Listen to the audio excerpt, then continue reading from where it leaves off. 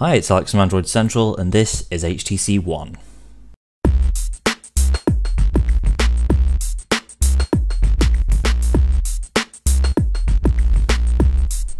So we're here in London with the all-new, all-official HTC One handset, formerly known by its codename of M7.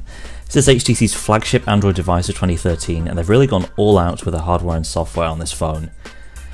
Starting with design, HTC's back making metal phones, and we couldn't be happier. The HTC One is crafted from a single piece of aluminium, punctuated by a trim around the side and back for the antenna.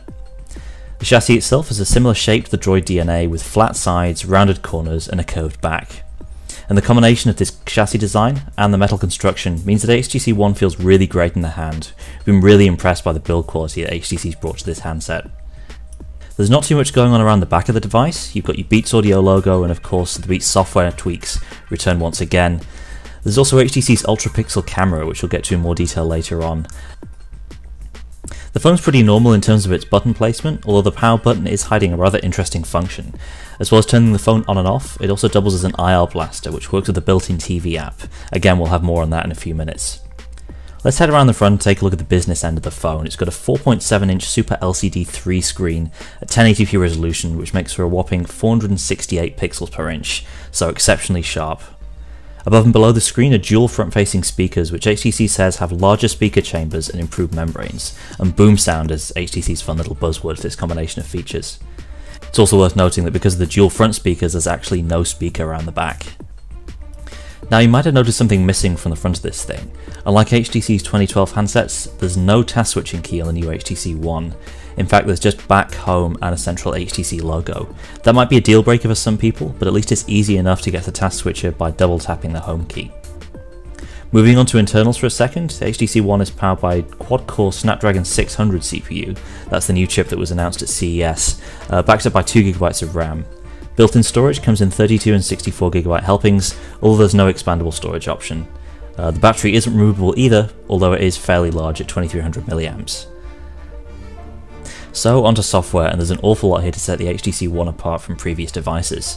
It's running Android 4.1.2 Jelly Bean and HTC's new Sense 5 UI. Sense 5 goes back to the drawing board with a lot of the visual parts of Sense, especially the home screen launcher. The meat of this new home screen experience is centered around what HTC calls Blink Feed. And this is a vertically scrolling flipboard style grid of social updates, news feeds, calendar appointments, and anything else that might be going on in your world. That includes a redesigned weather widget up top, and of course you've got the usual app shortcuts down below. The app drawer has also been overhauled. You can create folders directly in the app drawer and rearrange stuff in other ways. There's a built-in search function too, and you can change the style of the grid to suit your own preferences. So the new home screen dynamic seems focused on hopping between the Blink feed and the app drawer, although you can still get a more traditional home screen view if you want. Just swipe to the left and get a standard icon and widget setup, which you can customize in the usual way, and there's even an old Sense 4 style flip clock if you've been missing that. Other apps have been tweaked too, including the music player, which has been updated with visualizer effects and lyric support through Grace Note. And if you've missed those full screen weather effects, then they're still to be found within the weather app. Another major selling point for the HTC One is the rear camera, which HTC is calling an Ultra Pixel camera. What this means is much larger pixels on the sensor itself, so they're able to capture more light, which in turn leads to better low light performance, more accurate colours, and generally better looking images. Shots are output at a little over 4 megapixels, so you lose out in sheer resolution, but the idea is this is made up for by the improvement in image quality. The other side of the HTC One photo equation is what HTC calls Zoes, a term that comes from the word zoetrope. Zoes are a new way of taking pictures designed to make it easier to capture the exact image that you want. So when you're shooting a Zoe photo, the camera records 5 shots before you press the shutter button, 15 afterwards, and 3 seconds of video as well. So you're then able to cherry pick the best looking image. Another advantage of shooting images this way is that the gallery app comes alive with animations, and the phone can automatically compile highlight reels for vacations and other trips. So that's the HTC One camera in a nutshell. We'll have much more on the phone's camera features in the days ahead.